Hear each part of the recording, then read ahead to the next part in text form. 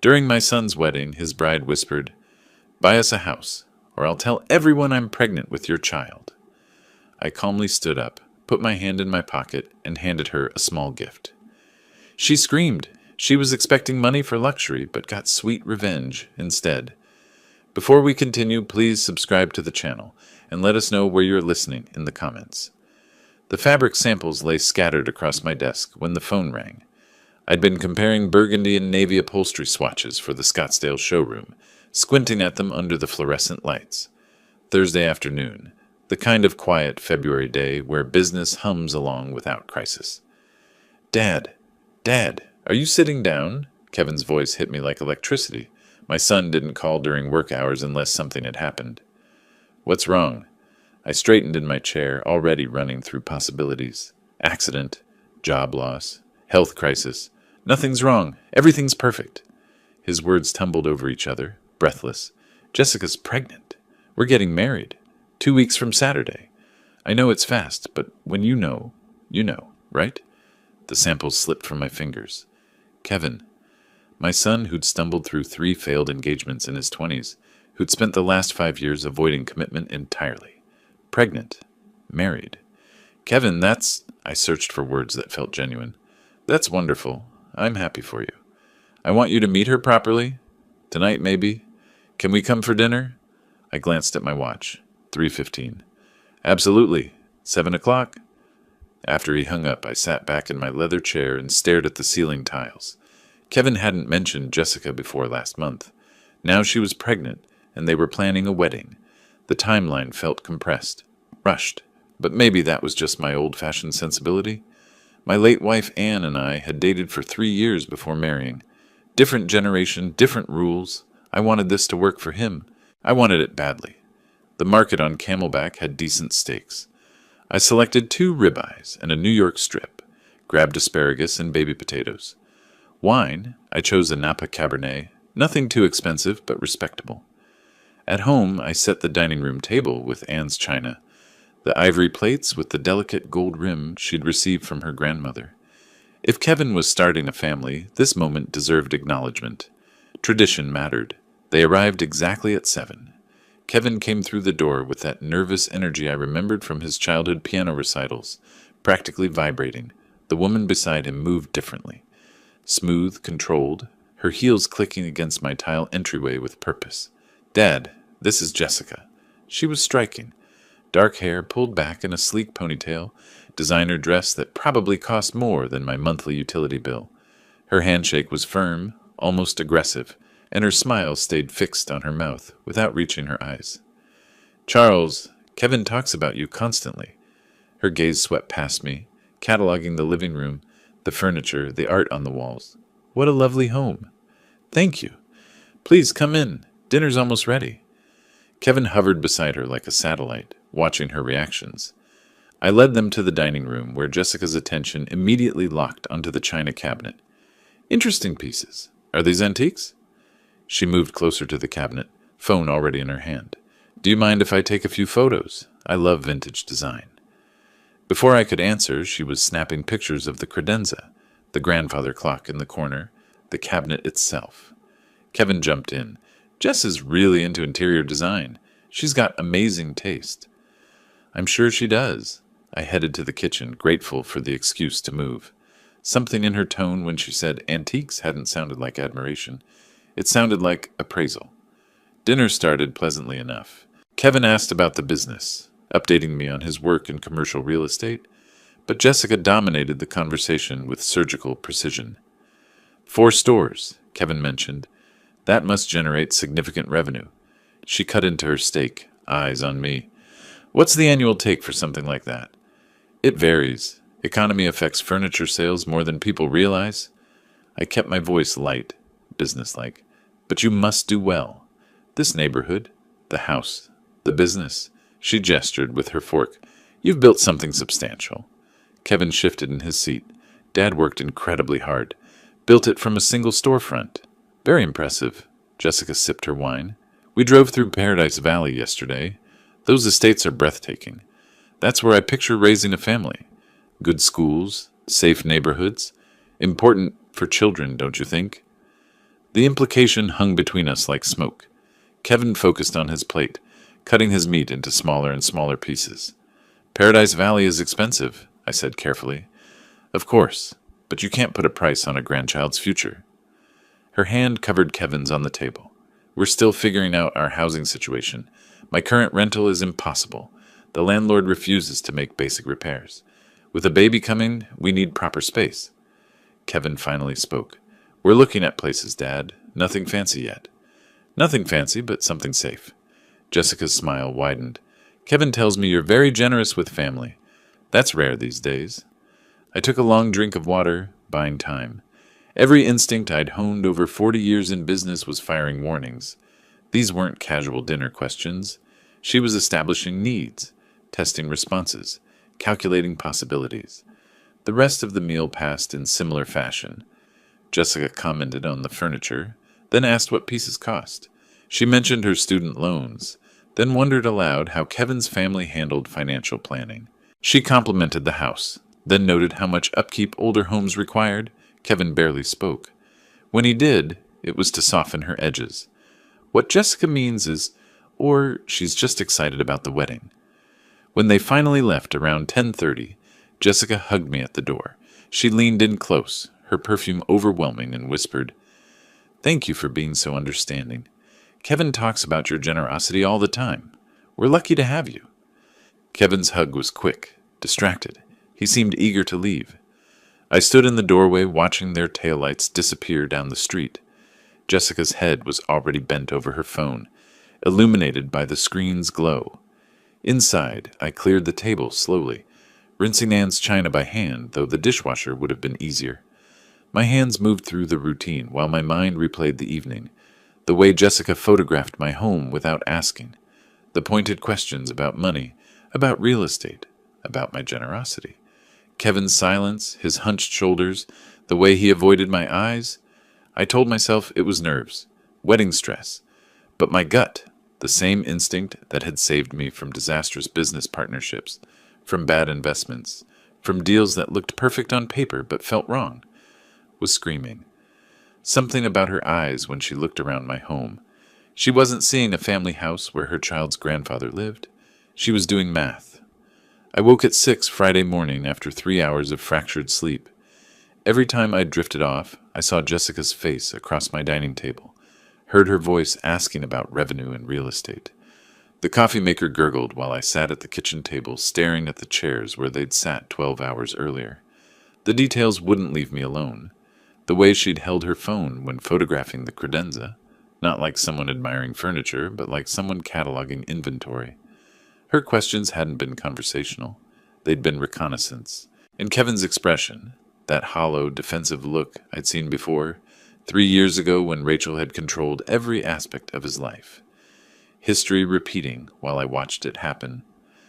By 10 o'clock I was at my office, but the inventory reports sat ignored on my desk. I opened LinkedIn on my computer and typed Jessica Simons Phoenix into the search bar. Her profile appeared polished and professional. Spa manager at Desert Serenity Wellness Center. Photos of her at charity events, smiling beside other volunteers, glowing recommendations from colleagues. Everything looked legitimate. I scrolled deeper. Older posts, comment sections on photos, tags from other users. Patterns emerged. 2 years ago, dinner at Bourbon Steak with my generous boyfriend. 3 years ago, photos at exclusive restaurants with different men in each one. Comments from someone named Amanda kept appearing. Another rich one. You're so lucky, sis. Another. The word stuck like a barb. Another rich one. Not another great guy or another keeper. Rich. That was the qualifying characteristic. I stared at the screen, my chest tight. This felt invasive, ugly. But Kevin was my son, my only child. If someone was targeting him, if she was targeting him, I needed to know. My phone sat on the desk. I picked it up 3 times before finally scrolling through my contacts to Marcus Jennings. We'd met at business networking events, crossed paths at charity fundraisers. He worked in credit verification services. We weren't friends exactly, but we were cordial. The conversation was brief and uncomfortable. "Marcus, I need a favor. Unofficial. It's about my son's fiancée." He didn't ask why. "Give me her information. Marcus called back at 4:30. Charles, this is off the record. Completely unofficial. Understand? I understand. Jessica Marie Simons. Current address lists Tempe, but that's recent. Previous address was a luxury complex in Scottsdale. She was evicted 11 months ago for non-payment. Rent was $2,800 monthly. I wrote the numbers down, my handwriting sharp and precise. She's carrying $43,000 in credit card debt across 7 different cards, all maxed. 2 collection agencies have filed legal actions. She started bankruptcy proceedings 8 months ago but never completed them. The pen stopped moving. 43,000? Classic pattern, Charles. Living beyond means for years. The income she reports doesn't match the spending. Not even close. After I hung up, I sat motionless in my office chair. $43,000 in debt. Evicted from a luxury apartment. 2 lawsuits. None of this appeared on social media, where every photo showed designer clothes and expensive dinners and weekend trips to Sedona. The pregnancy announcement, the rushed wedding, the Paradise Valley comments during dinner. She wasn't marrying Kevin. She was marrying access to money she thought he had, or more accurately, money she thought I had. I called Kevin at 6:15 after business hours when I knew he'd be home. I'd rehearsed the conversation in my head, planned to stay calm and rational. Son, we need to talk about Jessica. Have you checked her financial background? What? His voice immediately sharpened. What are you talking about? I had someone look into her credit history. Kevin, she has substantial debt. Over $40,000. She was evicted from her previous apartment. There are collection agencies. You what? The explosion came through the phone like a physical force. You investigated her? You called in favors to spy on my fiancé? Kevin, listen to me. She has 7 maxed credit cards, 2 active lawsuits. This is serious financial trouble. And with a baby coming, how dare you? His voice cracked. Do you have any idea how controlling this is? How invasive? I'm 35 years old, Dad. I don't need you vetting my life like I'm some teenager. I'm trying to protect you. These are facts. She was paying rent she couldn't afford. She's buried in debt. You can't stand seeing me happy. You never approved of anyone I dated. Rachel, Michelle, Sarah. You found problems with all of them. This isn't about approval. I kept my voice level, fighting to stay calm. This is about a woman with a pattern of financial irresponsibility who suddenly appears pregnant and wants to get married in 2 weeks. Kevin, please, just think about the timeline. You just can't stand the thought of me being happy with someone you didn't choose. His words came out ragged, wounded. You never could. I should have known you'd find a way to ruin this. Kevin, don't call me again. The line went dead. I sat there with the phone in my hand, staring at the darkened screen. Outside my office window, the Phoenix sunset painted the sky, orange and purple, beautiful and meaningless. I pulled up Jessica's Instagram again on my computer. Every photo showed luxury, designer handbags, expensive restaurants, weekend trips to California wine country, spa days, jewelry. None of it matched a spa manager's salary. None of it made sense unless someone else was paying, or unless she was hunting for someone who would pay. The pregnancy test could be real or manufactured. The rushed wedding ensured minimal time for questions. The Paradise Valley comments were anchors, establishing expensive expectations early. Kevin's defensiveness kept interference minimal. She'd done this before. Amanda's comment proved it. Another rich one. I opened my desk drawer and pulled out a legal pad, something I did when problems needed solving. At the top of the page I wrote, Jessica Simons, what I know. The list grew. Debt amounts, eviction date, the timing of her relationship with Kevin, every pointed question from last night's dinner. When I finished, 3 pages were covered in notes. Kevin wouldn't listen. That was clear. He'd chosen his side, and it wasn't mine. Which meant I had 2 weeks before the wedding. 2 weeks to find proof she was targeting him. 2 weeks to stop this before she destroyed my son. I clicked back to her Instagram, studying each photo with new eyes. Somewhere in this carefully curated performance was the truth.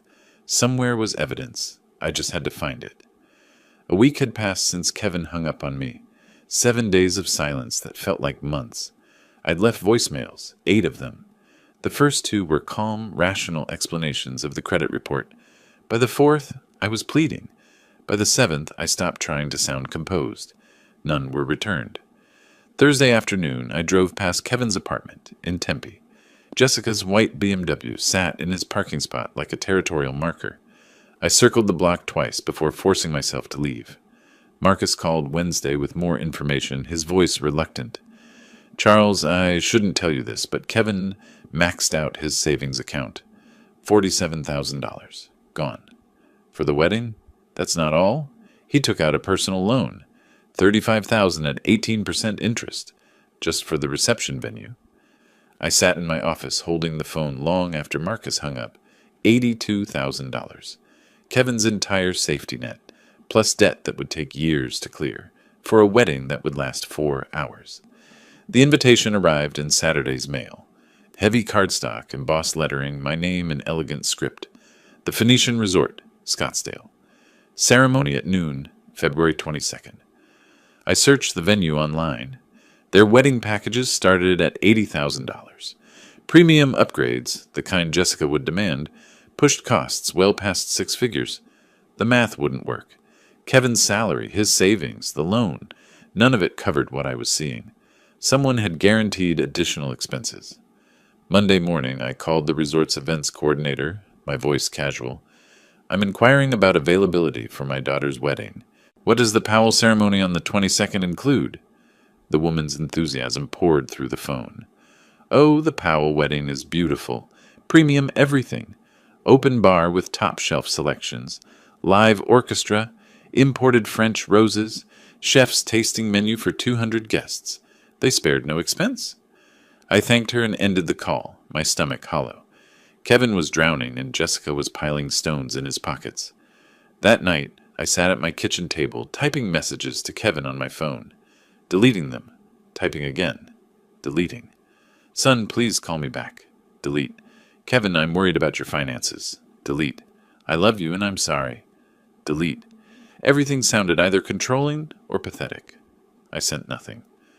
Wednesday afternoon, my phone buzzed with a text from an unknown number. Charles, it's Jessica. We need to talk privately before the ceremony. It's important for Kevin's sake. Can we meet? I stared at the message for 10 minutes, reading it over and over. She was making a move, but toward what? My instinct, the same sense that had kept me from ruinous business deals for 40 years, screamed that this was negotiation, not reconciliation. I typed, when and where? Her response came within seconds. Tomorrow evening, your house? Kevin thinks I'm at my bachelorette dinner. 7 p.m. Thursday morning, I drove to an electronics store on Bell Road. The clerk was young, enthusiastic about the products arranged on gleaming shelves. I need a recording device for business meetings, I told him. He showed me a unit the size of a USB drive. This model is excellent. 20 hours of battery. Voice activated so it only records when someone's talking. Clear audio up to 15 feet. Is it legal? For recording conversations? In Arizona, absolutely. One-party consent state. As long as you're part of the conversation, you can record it. I bought it immediately. In my car, I researched Arizona's recording laws on my phone. The clerk was right. One-party consent. Legal to record conversations I participated in without informing the other party. I practiced activating the device. A simple button on the side, a single red blink, then darkness. I drove home and tested it, recording myself reading the newspaper aloud, playing it back. My voice sounded strange and distant, but every word was intelligible. Whatever Jessica wanted, I'd have proof. Friday evening at 7 o'clock, I watched through my front window as Jessica's BMW pulled into my driveway. She stepped out wearing a soft pink sweater, her makeup understated, hair loose around her shoulders. She looked young, vulnerable, every detail calculated to project innocence. I activated the recorder in my jacket pocket before opening the door. The red light blinked once. Charles, thank you for seeing me. Her smile was apologetic, practiced. I know things have been tense. I led her to the living room. She settled onto the couch, accepted a glass of water, and her expression turned gentle. I owe you an apology. I was pushy at dinner. Wedding stress, you understand? I didn't mean to come across as materialistic. I watched her performance, recognizing the technique. Soften the target before the real request. I'd seen it in business negotiations dozens of times. Kevin loves you so much, she continued. This distance between you is killing him. I wanted to fix things before the wedding. Can we start over? Her eyes were wide, sincere, perfectly practiced. If I didn't know what I knew, I might have believed her. I appreciate you coming, Jessica. I want Kevin to be happy. She smiled, relief flooding her features. Then carefully, there is one small thing. Kevin's been stressed about money. The wedding costs more than we planned. She paused, letting silence do its work. I said nothing. I wondered if you might help with our housing situation after the wedding, just temporarily, until we get settled. The test. Probing my willingness to provide money, measuring my resistance. We can discuss that after you're married, I said carefully. Let's focus on the wedding first. Her smile tightened. Not the answer she wanted, but she nodded and left 15 minutes later. After her taillights disappeared down the street, I sat in my darkened living room and played back the recording. Her voice emerged crystal clear, every inflection captured. Tomorrow was the wedding. Whatever Jessica really wanted, she'd ask for it then, and I'd be ready.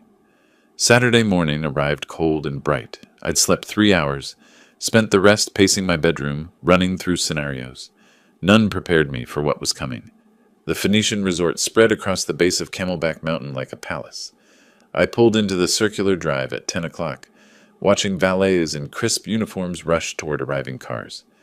Money radiated from every detail: the spotless pavement, the towering palms, the marble columns framing the entrance. Ice sculptures flanked the doorway, massive swans that must have cost thousands. Floral arrangements 12 feet tall lined the walkway, white roses and orchids arranged in cascading waves. I mentally calculated 5,000 for flowers alone, possibly more. Kevin's friends were arriving, women in designer cocktail dresses, men in expensive suits.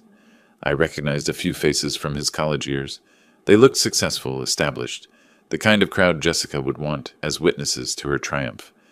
I touched my jacket pocket, feeling the recorder's small weight. My phone buzzed. Guest lounge, second floor, east wing. 11 a.m., alone. I walked through the venue toward the ceremony space. The ballroom had been transformed into something from a luxury magazine spread. Crystal chandeliers reflected light across hundreds of white roses. Gold chairs arranged in perfect rows for 200 guests. A string quartet warming up in the corner. Champagne fountain already flowing, bubbles catching light.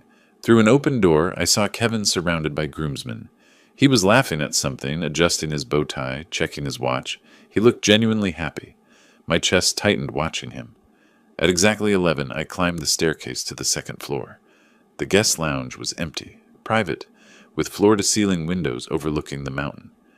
I activated the recorder. The single red blink confirmed it was working, and slipped it back into my pocket. Jessica entered at 11:03, closing the door quietly behind her. The wedding dress was stunning. Vera Wang, probably, elegant silk with intricate beading across the bodice. Her makeup was flawless, hair swept up in an elaborate updo, diamond earrings catching every movement of light. She looked like a princess from a fairy tale, but her eyes were cold mathematics. Charles, thank you for coming early. Her smile was warm, practiced. I know things have been difficult. I nodded, said nothing. She walked to the window, her voice casual. It's a beautiful day. Kevin's so happy. He wishes you two weren't fighting. I want him to be happy, I said carefully. That's all I've ever wanted. She turned, her smile never reaching her eyes. Then we should talk about how to make that happen. Permanently. The word hung between us like a suspended blade. Her tone shifted, businesslike now. Charles, let's be practical. Kevin and I need a house. Paradise Valley. At least $850,000. Jessica, that's a significant amount. She cut me off. I'm pregnant. We need proper space. You're a grandfather now. Surely that means something. I can help with a down payment. 15, maybe 20%. But purchasing an entire... That's not going to work. Her voice went cold, the mask dropping completely. She stepped closer. I saw the predator clearly now, no longer hiding. Here's what's going to happen. You're going to buy us that house. Full payment. This week. And if I don't? Her smile was sharp as broken glass. Then I tell everyone the truth. that I'm pregnant with your child. Ice flooded my veins, but I kept my voice steady. That's absurd. No one would believe. She laughed, soft and vicious. Really? Who do you think they'll believe? A 63-year-old man or a pregnant 32-year-old woman in a wedding dress? Each word was a calculated strike. I'll tell them you tried to seduce me at that first dinner, that you've been sending me inappropriate messages for weeks, that when I rejected you, you tried to sabotage our wedding with fake financial reports. My hands clenched into fists at my sides. Kevin will never speak to you again. Your business reputation destroyed. Everyone loves a scandal. Furniture magnate preys on son's pregnant fiancé. That's front page material. She paused, letting it sink in. Or you buy us a house, play the generous grandfather, and everyone's happy. Your choice. You have 60 seconds. The silence stretched thick and suffocating. I stood motionless. 3 seconds. 4. 5. Processing shock, fury, the calculated cruelty of her entire plan. Then I spoke, my voice quiet and level. Jessica, you just made the biggest mistake of your life. Her smile faltered slightly. Excuse me? I reached into my pocket and pulled out the small recording device, held it up. The red recording light blinked steadily. Jessica's face drained of color, white as her wedding dress. What is that? Every word, from the moment you walked in. She lunged forward, grabbing for the device, her voice rising to a shriek. Give me that! You can't! That's illegal! I pulled back, stepped toward the door. Arizona is a one-party consent state, completely legal. You recorded me? You set me up? I opened the door. Jessica followed, still grabbing at my arm, her composure shattered. I walked quickly down the stairs toward the ceremony hall. Her screams followed me. Charles, wait! Please! We can work this out. I didn't mean... Guests in the foyer turned, staring. I didn't stop. I entered the ballroom and walked straight to the sound technician near the string quartet. Connect this to your system. Play it now. The technician looked confused. Sir, the ceremony's about to... Do it. Now. Jessica rushed in behind me, mascara starting to run, face twisted with panic. Kevin appeared from the groom's room, his expression confused. Dad? What's happening? The recording began. Jessica's voice filled the ballroom through crystal-clear speakers. Charles, let's be practical. Kevin and I need a house. Every guest froze. 200 people locked in horrified silence. The recording continued. Her pregnancy threat, the seduction accusation, the blackmail demand, every word captured with perfect clarity. Kevin stood paralyzed, his face cycling through confusion, disbelief, recognition, horror. When the recording ended, silence blanketed the room like sudden snow. Jessica stumbled backward, words failing, excuses dying on her lips. Kevin stared at his bride, then at me, then back at Jessica. His voice broke. Tell me he faked that. Tell me this isn't real. Jessica opened her mouth, but no convincing lie emerged. I watched my son's face crack open, watched the illusion he'd built shatter into pieces. The wedding was over before it began. The recording's final words faded into crushing silence. I watched Kevin's face cycle through emotions like channels flipping on a television, confusion, denial, desperate hope that somehow this was fake, that his father had manufactured evidence to destroy his happiness. Jessica broke the silence first, her voice rising toward hysteria. He edited that. He manipulated the audio. Charles, how could you do this? Kevin turned to me, his eyes pleading. Dad, tell me you faked it. Please. My voice came out quiet, steady. Every word is real, Kevin, unedited. I can provide the original file, timestamps, metadata. His face hardened. Not acceptance, not belief in the evidence, just a wall slamming down between us. A guest near the front whispered loudly enough to carry through the ballroom. I heard what I heard. That woman was blackmailing him. Kevin moved toward Jessica, who had begun crying, real tears streaming down her face, mascara running in careful tracks. Perfect victim performance. She clutched his arm. Kevin, he's trying to destroy us. He never wanted you to be happy. This is revenge because you chose me over him. I took a step forward. Son, listen to what she actually said. She threatened to claim you weren't the father. She demanded $850,000. Kevin's voice cracked raw with pain and fury. You always did this. Every relationship I had. You found something wrong. You can't stand seeing me with someone. The words hit like fists. This isn't about control. She was blackmailing me. You heard it. You recorded her without permission. You set her up. His eyes were wet now, voice shaking with anguish. You're jealous because you've been alone since Mom died, and you can't handle me being loved. The accusation hung poisonous in the air between us. I opened my mouth, but no response came. How do you argue with someone who's chosen their illusion over reality? Who needs the lie more than the truth?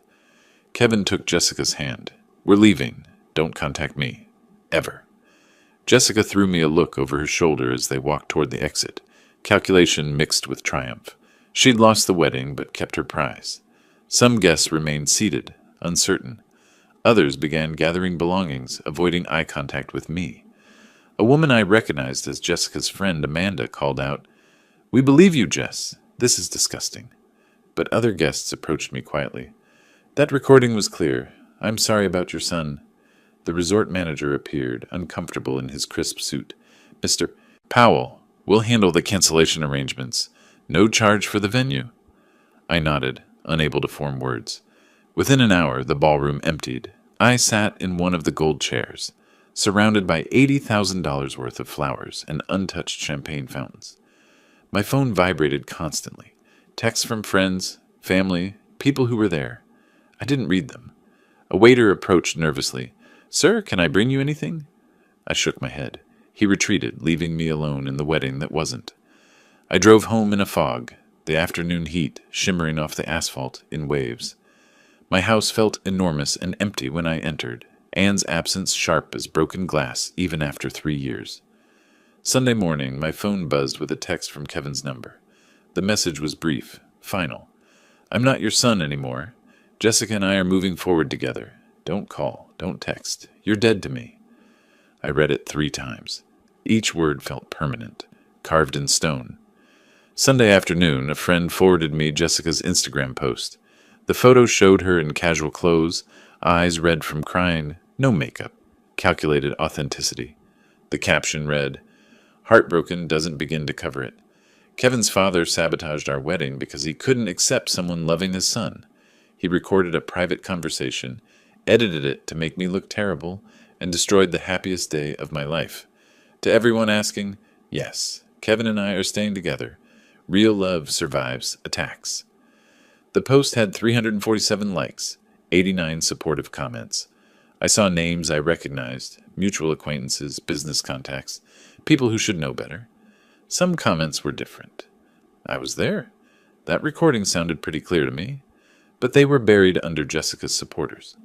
I set my phone down and didn't pick it up again for hours. Monday morning, I sat across from Richard Clark in his downtown Phoenix office. He was 58, gray suit, calculating eyes that had seen every kind of family disaster. He'd listened to the recording twice, taken notes, and now delivered his assessment. The recording is completely legal. Arizona's one-party consent law is clear. But, I waited through the pause, she can still sue you. Emotional distress, defamation, claim you recorded her in a bathroom or somewhere with expectation of privacy, even though you didn't. Make your life expensive even if she loses. So she gets away with it? Richard leaned back. Not necessarily. But you need to be smarter than just having proof. You need to build a pattern. Show this isn't an isolated incident. He slid a business card across the desk. Private investigator, discreet, expensive, but thorough. I pocketed the card. What am I looking for? Her history, previous relationships, financial records. Anything that shows this is her playbook, not a one-time mistake. If she's done this before, those men might talk. I nodded, feeling pieces of a plan forming. Richard added quietly, "And Charles, prepare yourself. Your son might not come around. Not soon. Maybe not ever." The words landed heavy and true. As I stood to leave, Richard mentioned almost casually, "One more thing. I had someone check hospital records, doctor visits. Jessica Simons hasn't seen an OB/GYN in 2 years." I froze. "She's not pregnant?" "No medical evidence she is. No prenatal vitamins purchased on her insurance. No appointments. Either she's lying or she had a very recent miscarriage she hasn't mentioned." I felt fury and something like relief collide. She lied about being pregnant to pressure Kevin into marriage? That would be my assessment, which makes the blackmail even more calculated. She was building urgency around a fiction. I sat back down heavily. The cruelty of it, using a fake pregnancy to trap my son, settled over me like wet concrete. I left the lawyer's office, stepped into harsh Phoenix sunlight. I had evidence, a legal recording, proof of Jessica's manipulation, but Kevin still chose her. The victory felt like ashes. 3 manila folders spread across my desk, the private investigator's report on Jessica's past. First folder, Robert Green, 45, divorce tech executive from 2022. The PI found bank records showing Robert paid Jessica $75,000 after dating 6 months. His statement to the investigator: "She threatened to accuse me of assault if I didn't pay. I had a daughter, a business reputation. I paid to make her disappear." Second folder, Michael Torres, 51, real estate investor from 2020. Similar pattern, 4-month relationship, sudden pregnancy claim, demands for money. Michael paid $50,000 before Jessica miscarried, 2 weeks later. Third folder, David Chen, 48, restaurant chain owner from 2019. He paid $30,000 to end the relationship after she threatened workplace harassment claims. I leaned back, processing the timeline. 3 men in 5 years. $155,000 extracted through threats.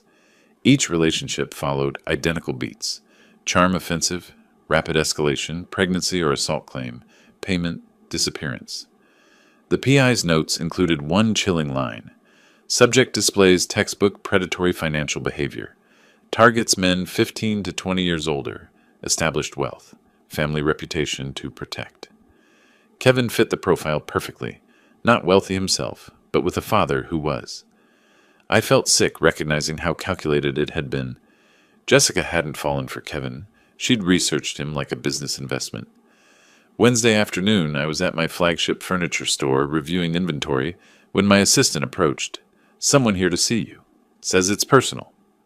A woman stood near the entrance. Early 60s, gray hair and a neat bob, wearing simple slacks and a cardigan. A library book tucked under her arm. Her face was tired, kind with Jessica's cheekbones, but none of her hardness. She extended her hand. "Mr. Powell, I'm Barbara Collins, Jessica's mother. Could we speak privately?" My first instinct was suspicion. Another manipulation? But her eyes were direct, sad, genuine. I led her to my office and closed the door. Barbara sat, took a breath. "I owe you an apology, and possibly an explanation." She spoke carefully, like each word cost something. "I saw what happened at the wedding. A friend sent me the video someone posted online." I winced. I hadn't known there was video. I've watched my daughter manipulate people since she was 16. Boyfriends, employers, even me. She stole $12,000 from my savings 3 years ago. I reported it to police, then dropped charges when she cried and promised to change. Her voice didn't waver. "She's done this before. Other men. I didn't know the details, but I knew the pattern. She'd date someone wealthy. The relationship would end abruptly.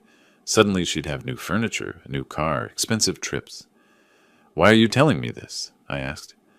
Barbara met my eyes. "Because you tried to protect your son and he rejected you for it. I know that pain. Jessica pushed me away years ago. The only time she contacts me is when she needs money or an alibi." She paused. "And because she's planning something else. I saw her text conversation with her sister Amanda." I sat forward. "What kind of conversation?" Barbara pulled out her phone, opened screenshots. "Amanda left her phone at my house last month. I looked. I know it's wrong, but I needed to know what Jessica was doing." She handed me the phone. The text thread between Jessica and Amanda read like a criminal blueprint. "Jessica, Kevin's broke now, but his dad's loaded. The recording is a problem, but I can work around it. Get Kevin to sue Charles for emotional damages. Split whatever we win." Amanda: "You think Kevin will sue his own dad?" Jessica: "He'll do whatever I tell him. He's already isolated from everyone but me. Give it 2 months, then I'll suggest he deserves compensation for childhood trauma or something. Make it about therapy costs." I read it twice, feeling cold fury build. I looked up at Barbara. "You're giving this to me. Why?" Her voice was quiet. "Because I failed as a mother somewhere. I don't know where or when, but I created this, and I can't watch her destroy more lives. This is your daughter. Yes, and I love her, but I also know she won't stop unless someone stops her. You have resources to fight back. Kevin's in danger, even if he doesn't see it yet. She added, there's more. Email threads where Jessica discusses targets. A spreadsheet of men she researched, including income estimates. She treated your son like a business acquisition. I felt something shift inside me. Not just anger, but strategy forming. Barbara visited again Thursday morning at a coffee shop I suggested. Neutral ground. She brought more evidence. Printouts of Jessica's social media from years ago. Deleted posts bragging about landing wealthy men. We sat for 2 hours, Barbara filling in gaps the PI couldn't access. I found myself talking about Kevin's childhood, my late wife, how hard I tried after she died. Barbara listened, shared her own story. Husband left when Jessica was 10. She raised both daughters alone on a librarian's salary. Jessica always wanted what we couldn't afford, Barbara said. I thought it was normal kid stuff. By the time I realized it was something else, it was too late. The conversation shifted from evidence to something more personal. Two parents wounded by their children.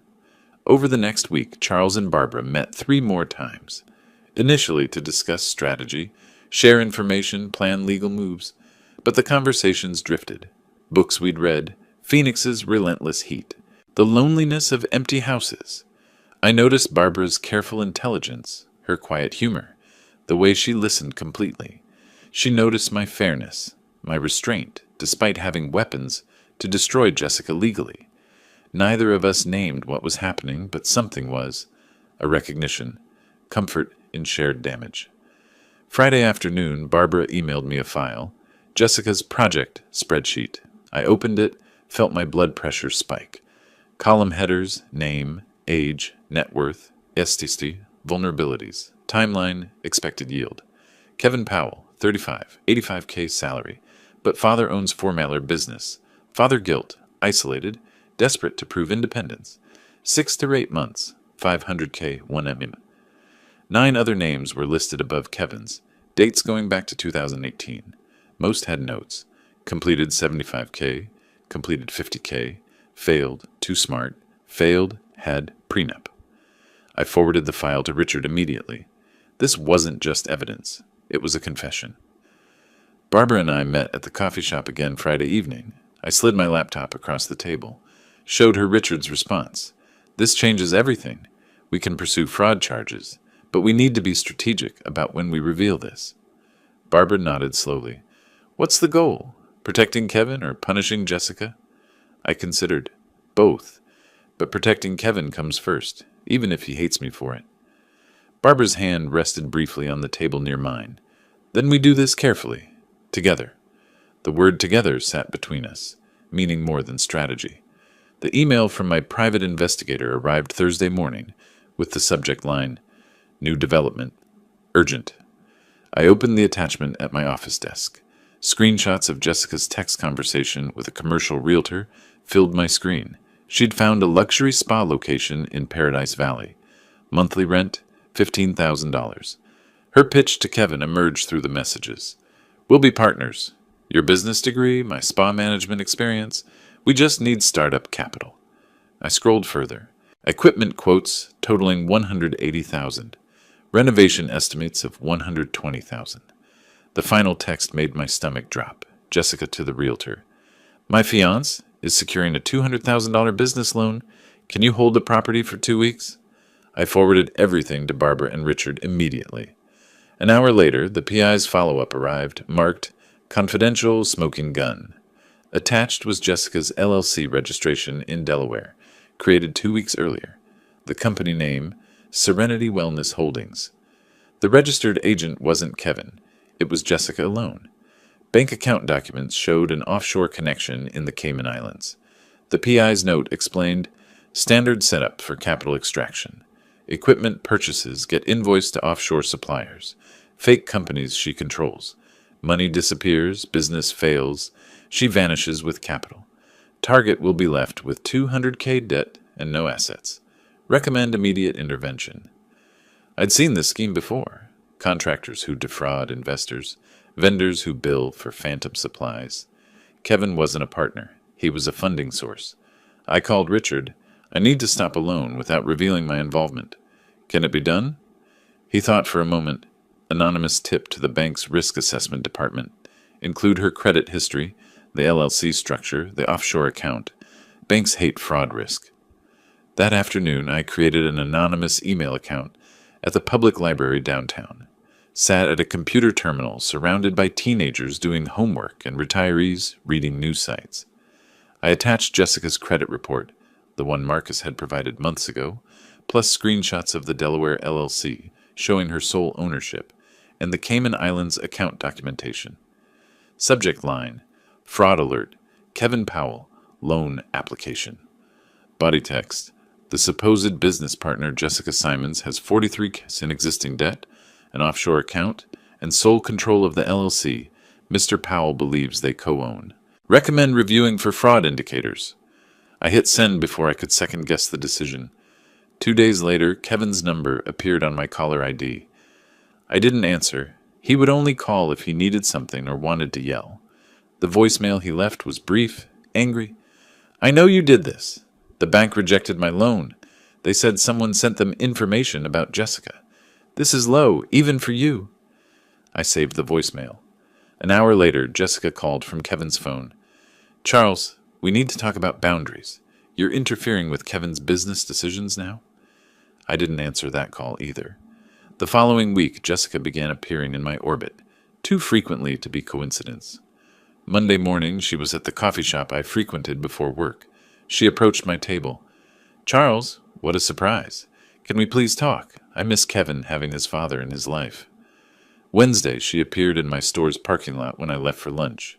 Friday, she showed up at a restaurant where I was meeting a supplier, sat at the bar, made eye contact, smiled. Each time, I ensured I wasn't alone. Stayed in the coffee shop's crowded main room. Called my store manager to walk me to my car. Asked the supplier to stay until Jessica left. I recognized the tactic. Create situations that could be misinterpreted, then claim harassment or worse. My phone stayed in my pocket, recording every encounter. Saturday afternoon, Jessica appeared at my store again, this time in workout clothes. Tight, strategic. She waited until other customers left and approached my desk. I wanted to apologize, privately. Can we talk in your office? I stood but didn't move toward the office. Anything you need to say can be said here. My assistant is right there. I gestured to Sarah, my store manager, watching from 10 feet away. Jessica's voice dropped, intimate. I think we got off on the wrong foot. I understand why you were protective. Maybe we could start over, just you and me? Her hand moved toward my arm. I stepped back. Sarah, could you join us, please?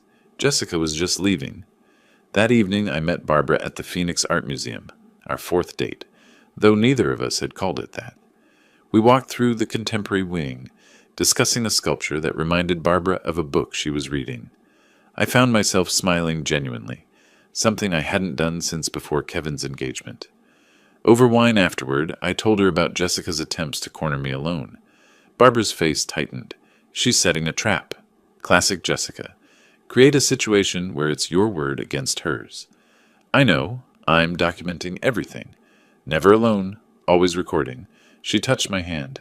I hate that you have to live like that. But I'm glad you're being careful. The touch lingered longer than necessary. Both of us noticed. Neither pulled away. Over the next 2 weeks, Barbara and I fell into a rhythm. Coffee twice a week, dinner on weekends, long phone conversations about everything except our children. Barbara introduced me to contemporary fiction I'd never have read. I discovered I liked it. I took her to a symphony at the Scottsdale Center for the Performing Arts. She cried during the Brahms. One evening at her townhouse, reviewing legal documents became background noise to conversation about our lives before the damage. I talked about my late wife, 8 years gone, how I'd stopped living and just maintained. Barbara shared about her ex-husband, the loneliness of raising difficult daughters alone. Neither of us said, I'm falling for you, but both knew. Late one night, I sat in my home office staring at the framed photo of Kevin from his high school graduation. My phone buzzed, another blocked call, probably Jessica. I thought about the PI reports, the bank intervention, the careful documentation of Jessica's seduction attempts. I was protecting my son, but Kevin saw it as warfare. The question gnawed. Was I helping or just punishing? Barbara's text arrived. Stop overthinking. You're doing what's necessary. Get some sleep. Sunday morning, Barbara and I met at our regular coffee shop. A corner table had become ours. She slid her phone across. Amanda posted this yesterday. Read the comments. The Instagram post showed Jessica and Kevin apartment hunting. Caption, New beginnings despite obstacles. Comments from Jessica's friends. Your future FIL is crazy. Can't believe he's still harassing you. Have you considered a restraining order? I felt public opinion shifting against me. Barbara, she's building a narrative, preparing for something bigger than seduction attempts. I met her eyes. Let her come. Richard has everything documented. We're ready. The certified mail arrived at 9 a.m. on a Tuesday. I signed for it in my driveway, recognized the law firm letterhead immediately. Civil complaint, Jessica Simons and Kevin Powell versus Charles Powell. I read standing there, April sun already hot on my shoulders. The claims, intentional infliction of emotional distress, defamation, interference with business relations, damages sought, $500,000. The narrative Jessica's lawyers constructed was polished. Defendant, motivated by jealousy and desire to control his adult son, fabricated audio recordings, sabotaged business opportunities, and publicly humiliated plaintiffs at their wedding ceremony. I read it twice, feeling cold fury build. That afternoon, I sat across from Richard in his downtown office. He'd already reviewed the complaint, made notes in red ink across every page. This is aggressive but sloppy, he said, tapping paragraph 3. They're claiming the recording was fabricated. We have metadata, timestamps, audio forensic analysis proving authenticity. He flipped to page 5. They claim you sabotaged business opportunities. They'd have to prove you were involved in the bank's decision. Anonymous tip means no proof. Can they win? Richard leaned back. Win? No. Make it expensive and painful? Absolutely. Discovery will be invasive. Depositions, financial records, witnesses. Jessica's betting you'll settle to avoid the hassle. Not happening. Richard smiled. Sharp. Good. Because I've been preparing our counterclaim. Fraud, attempted extortion, blackmail. We have her previous victims willing to testify. The offshore account. Barbara's evidence. When we're done, Jessica won't be able to run this scheme again. I learned through a mutual business contact that Kevin had been fired, not quit, despite what Jessica's Facebook post claimed. Mark called me reluctantly. Thought you should know. Kevin's been missing deadlines, arguing with everyone. Finally went off on his supervisor last week. They let him go. I tried to process this. Kevin loved that job. Worked there 7 years. Mark continued. He's not himself, Charles. Looks exhausted, lost weight. Whatever's happening with that woman, it's destroying him. I hung up and immediately wrote an email. Son, I heard about your job. Please talk to me. Whatever you need, I'm here. This lawsuit doesn't change that I love you.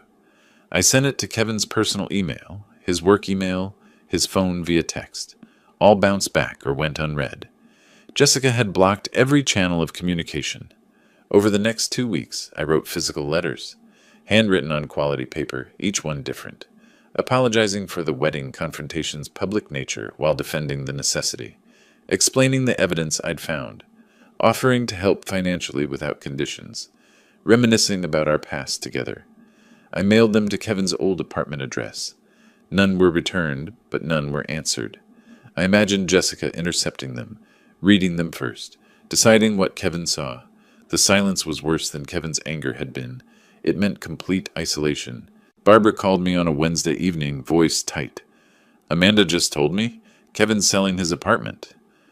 I felt the floor drop. That's his only asset. He bought it 5 years ago. Jessica convinced him they need the money for legal fees and living expenses until he finds work. Amanda said Jessica has a real estate agent already lined up. It'll sell fast. Good area. Nice unit. I did quick math. Kevin bought it for $240,000, probably worth $290 now with Phoenix's market. After his existing mortgage, maybe $80,000 in equity. Jessica would burn through that in months, leaving Kevin with nothing. Can I buy it? Through an LLC? Keep Kevin from knowing? Barbara's silence told me she'd already considered and rejected this. Kevin would eventually find out. It would look like more control. I'm sorry. Desperate, I tried video messages to Kevin's phone. Recorded myself in my living room, trying to sound calm despite the tremor in my voice. Kevin, I'm not asking you to forgive me. I'm asking you to look at the evidence with clear eyes. Jessica has an offshore account. She's done this to 3 other men. I can prove all of it. Please, just look at what I'm sending you. I attached PDFs, bank records, the PI report, screenshots of Jessica's LLC. The message showed as delivered but never opened. I recorded another. I know you can't hear this. Jessica's blocking everything, but I need you to know. I would do it all again. The recording, the bank tip, everything. Because you're my son, and watching you be destroyed would kill me. I didn't send that one. Too raw, too desperate. Late April evening, I sat in my home office surrounded by legal documents and evidence files. My phone showed the lawsuit timeline. Discovery starts in 3 weeks. Depositions in 6. Kevin's life was imploding. No job, selling his apartment, drowning in debt, isolated from everyone except his manipulator. My intervention was supposed to protect Kevin. Instead, Kevin was worse off than before, and blamed me for all of it. The question that had haunted me since February surfaced with new force. What if I'm wrong? Not about Jessica. The evidence was overwhelming. But about the method, the public confrontation, the ongoing interference. Maybe some lessons can't be taught, only learned through pain. I drove to Barbara's townhouse without calling ahead. She opened the door, saw my face, and pulled me inside without questions. We sat on her couch, her hand in mine, while I voiced the doubts. Kevin's life is falling apart. Maybe if I'd handled the wedding differently. Private conversation instead of public recording. Maybe if I'd let him take the loan. Learn the hard way when Jessica disappeared. Barbara listened completely before responding. Jessica destroyed 3 other men's lives before Kevin. You had proof she was blackmailing you. What were your options? Pay her. Let her keep extracting money?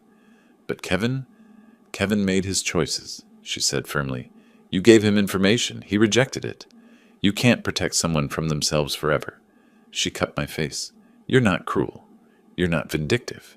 You're a father watching his son make terrible decisions and doing the only thing you can. Building a record so when Kevin finally opens his eyes, there's proof. The truth doesn't stop being true because it's painful. I leaned into her touch, feeling something loosen in my chest. That weekend, I met with Richard to finalize the legal response. He had prepared 2 versions, defensive and aggressive. Defensive keeps things quiet, Richard explained. Aggressive makes this very public, very ugly. Jessica's previous victims would testify. Her financial schemes get exposed in detail. But Kevin's name is attached to the lawsuit. He'd be dragged through it all. I stared at both documents. My son's signature was on the complaint against me. But my son was also a victim, manipulated into attacking his own father. I chose the aggressive option. Kevin needs to see the full truth, even if he hates me for it. Late that night, Barbara and I walked through her neighborhood, the desert air finally cooling. When this is over, the lawsuit, the exposure, everything, Kevin still might not forgive you, she said. I know. Can you live with that? I thought about the past 3 months, discovering Jessica's scheme, the wedding confrontation, losing Kevin, finding Barbara. My answer surprised me. Yes, because I'll know I did everything possible to save him, even if he never sees it that way. The Maricopa County Superior Court building rose from downtown Phoenix like a monument to order, all glass and concrete fighting the June heat. I sat at the polished defense table beside Richard, watching Jessica's lawyer arrange papers with practiced confidence. Judge Morrison presided, mid-50s, sharp eyes, a reputation for demolishing frivolous lawsuits. Jessica's attorney, Davis, delivered his opening statement with theatrical flair. Charles Powell, jealous father, controlling manipulator, destroyed his son's happiness from pure spite. Kevin sat in the gallery behind Jessica, wearing an ill-fitting suit. He'd lost weight. His face was pale, unreadable. Barbara sat alone 3 rows back. Our eyes met briefly. She nodded encouragement. Richard waited beside me with predatory patience, yellow legal pad covered in notes, 3 evidence boxes stacked at his feet. Jessica took the stand, swearing oath with practiced sincerity. Her lawyer guided her through the narrative.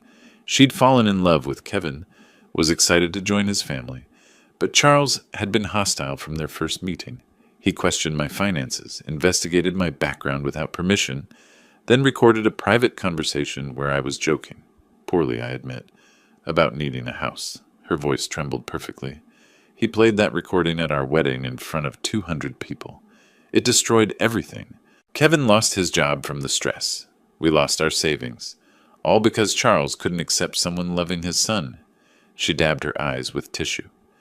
Richard didn't cross-examine aggressively. He asked 3 questions. Ms. Simons, how many men have you dated in the past 5 years who were significantly older and financially established? Jessica hesitated. I don't see how that's relevant. Richard smiled. Your Honor, it will become very relevant. Richard began methodically. Your Honor, this isn't about a father's jealousy. It's about a documented predator who has run this identical scheme on at least 3 previous victims. He presented the audio forensic analysis first. Expert testimony via deposition confirming the wedding recording was authentic, unedited, with verified timestamps and metadata. Jessica's lawyer objected repeatedly. Judge Morrison overruled each time. I'll hear the evidence, counselor. Next came Jessica's financial history. The credit report showing $43,000 in debt, the eviction, the collection lawsuits, then the Delaware LLC registration for Serenity Wellness Holdings, Jessica's name only, despite telling Kevin they'd be partners. The offshore Cayman Islands account, opened 3 weeks before the spa proposal. Bank statements showing the spa business plan was a shell for extracting Kevin's loan. Richard's presentation was surgical, each document building on the last. Kevin shifted in his seat, face growing paler with each revelation. The defense calls Robert Green. A man in his mid-40s entered, expensive suit, graying at temples, successful but carrying visible shame. He swore in, sat, wouldn't look at Jessica. Mr. Green, how do you know the plaintiff? I dated her 3 years ago, for about 6 months. How did that relationship end? Green took a breath. She told me she was pregnant, said it was mine. Then she said she needed $100,000 for medical care and to go away quietly. Or she'd tell my ex-wife I'd gotten her pregnant during our custody battle. My daughter was 12. I couldn't risk losing custody. What did you do? I paid $75,000, all I could raise quickly. 2 weeks later, she texted that she'd miscarried. Then she disappeared. Changed her number, moved, gone. He produced bank transfer records, text message screenshots where Jessica explicitly demanded money. The courtroom was silent except for someone's sharp intake of breath. Kevin's. Jessica's lawyer tried damage control. Your Honor, Mr. Green's allegations are unproven, and Richard interrupted. We have 2 more victims prepared to testify. Michael Torres paid $50,000 under similar circumstances in 2020. David Chen paid $30,000 in 2019. Same pattern, fake pregnancy, blackmail, payment, disappearance. He slid their sworn affidavits across to the judge. Judge Morrison read, face darkening. Jessica stood suddenly. Those men are lying. This is a conspiracy. Charles paid them to... Mrs. Simons, sit down. Jessica's lawyer whispered urgently, but she was panicking now, the composed mask cracking. I watched Kevin in the gallery, his face cycling through emotions. Disbelief, recognition, horror. Judge Morrison didn't deliberate long. I've heard enough. This lawsuit is not only without merit, it appears to be part of an ongoing pattern of fraud and extortion. She looked directly at Jessica. Ms. Simons, the recording Mr. Powell made was legal under Arizona law. The evidence suggests you did exactly what that recording captured, attempted to blackmail him for money. Your claims are baseless. The gavel came down. The complaint is dismissed with prejudice. Further, Mrs. Simons, you are ordered to pay defendants' legal costs in the amount of $47,000. Jessica's face went white. I'm also referring this matter to the county prosecutor's office for investigation of possible fraud and extortion charges. This court is adjourned. The gavel's crack echoed like a gunshot. I exited the courthouse into late afternoon heat, loosening my tie. Richard was triumphant. That went better than expected. Morrison doesn't make prosecutorial referrals lightly. Barbara appeared, hugged me briefly, propriety in public, but relief in her eyes.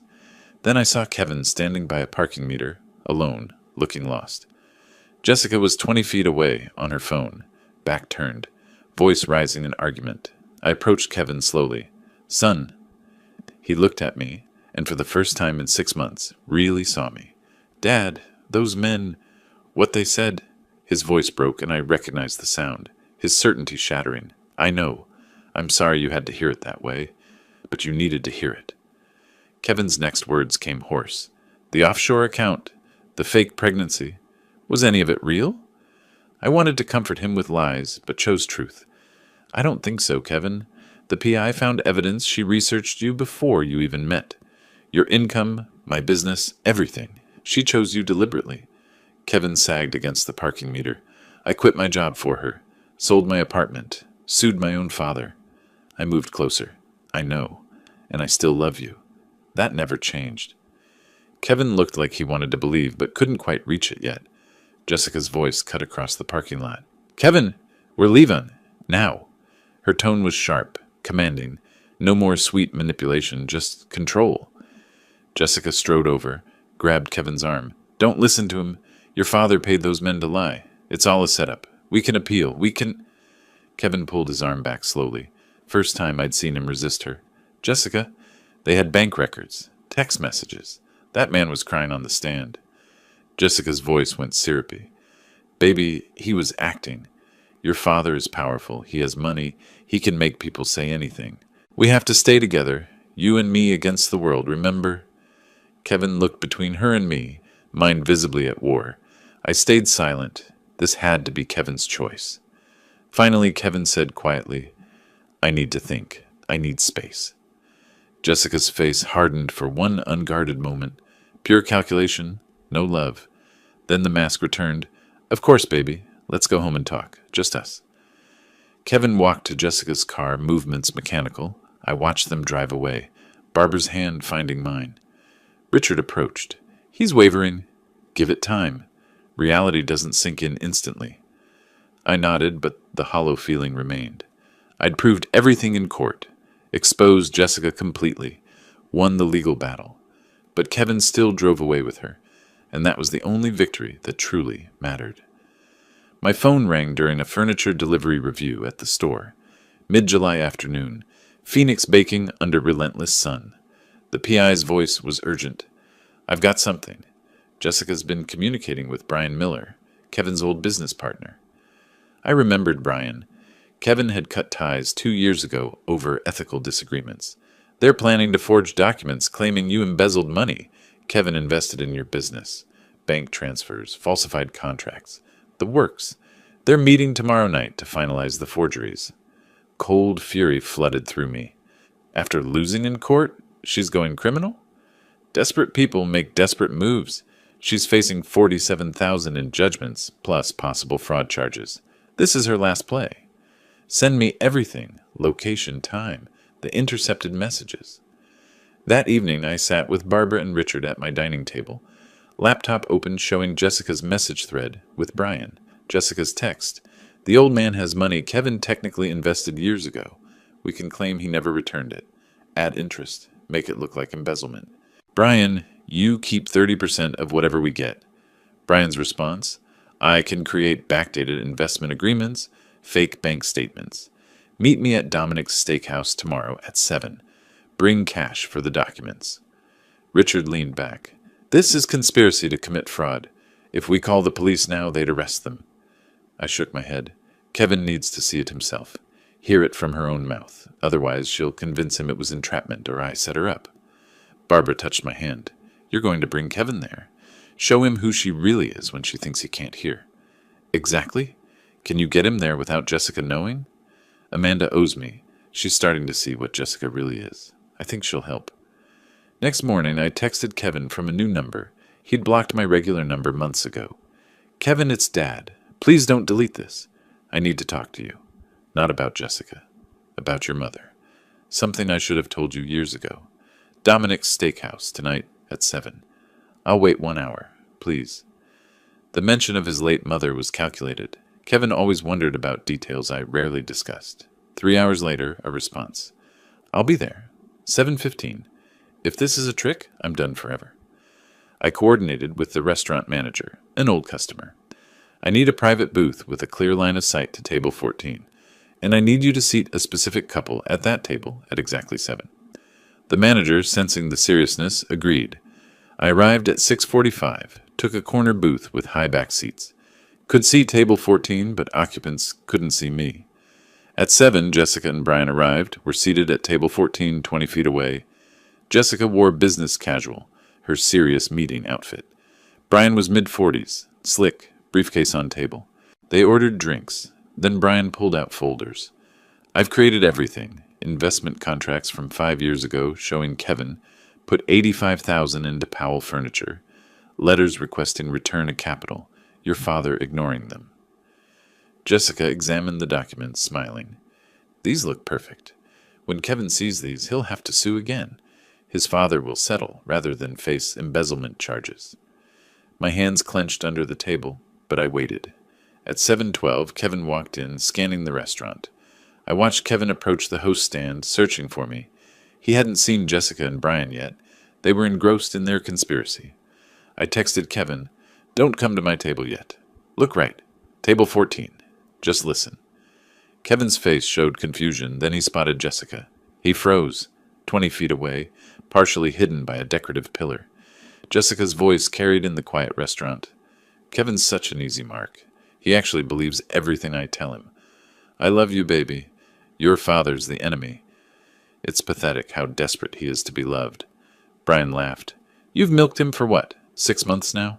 No job, no apartment, sold everything? Almost dry. This forgery is the last play. We get Charles to settle for maybe $200,000. I take my cut, pay off those court costs, and disappear. Kevin won't even know I'm gone until the lease on our apartment bounces. What about the kid? Still playing pregnant? Jessica's laugh was cold, empty. Please, there's never been a kid. That idiot believed it without even seeing a test. I watched Kevin's face from across the restaurant. It was the face of someone watching their entire world burn. Kevin's knees buckled slightly. He grabbed the pillar for support. Jessica continued, oblivious. The recording at the wedding was my only mistake. Should have checked for devices, but even after that disaster, Kevin stayed. They always stay longer than you expect. She took a sip of wine. Men like Kevin, desperate for validation, daddy issues, isolated, they're perfect targets. You just tell them what they want to hear and watch them hand over everything. Kevin turned, saw me in the corner booth. Our eyes met across the restaurant. Everything Jessica said, every lie, every manipulation, it was all visible in Kevin's expression. I nodded toward the exit. Kevin walked out, moving like a man underwater, and I followed. I found Kevin in the parking lot, leaning against a car, face in his hands. He wasn't crying, he was beyond tears, in that hollow space after catastrophic loss. I approached slowly. Son. Kevin's voice came muffled. You tried to tell me. At the wedding. After court. In every letter. I called you jealous, controlling, bitter. You were in love. Or what you thought was love. She's very good at this. Kevin finally looked up. I sold my apartment. Quit my job. Sued my own father. For someone who just called me an idiot. Who was never pregnant. Who was never anything real. I moved closer. You weren't blind, Kevin. You were manipulated by a professional. There's a difference. I lost everything. I have nothing. I am nothing. I pulled my son into a hug. First physical contact in 8 months. You have me. You've always had me. That never changed. Not once. Kevin broke then, sobbing against my shoulder like he hadn't since childhood. I held him, feeling something fundamental shift back into place. Inside the restaurant, Jessica looked up to see police officers approaching. I'd called them before Kevin arrived, had them waiting. The forgery documents, the conspiracy on audio, the open warrant from the judge's fraud referral, it all converged. Jessica tried to run, but there was nowhere to go. Brian was arrested alongside her, both charged with conspiracy to commit fraud and forgery.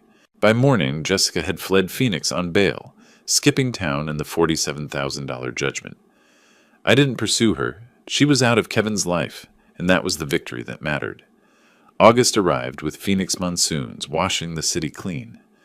Kevin moved into my guest room temporarily, started therapy, began job hunting. The process was slow. Rebuilding a life takes longer than destroying one.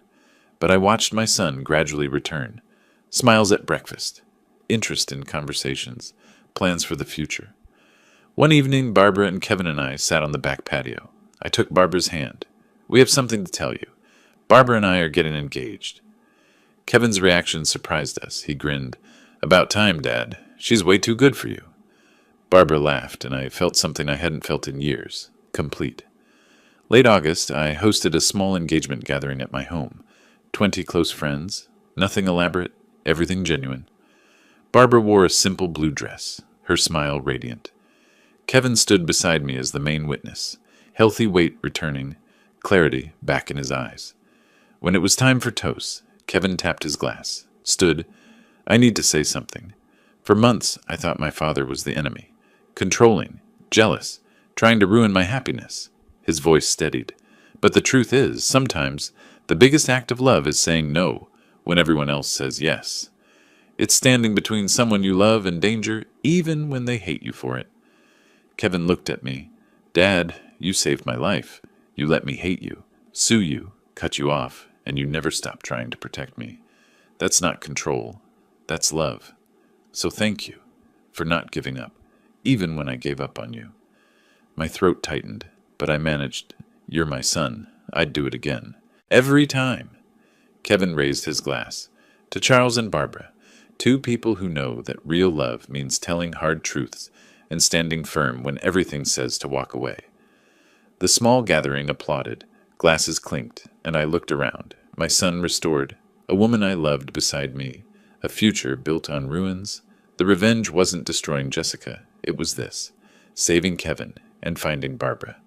That's the victory that matters. If you liked this story, please like this video, subscribe to the channel, and share your impressions of this story in the comments. To listen to the next story, click on the box on the left. Thank you for watching.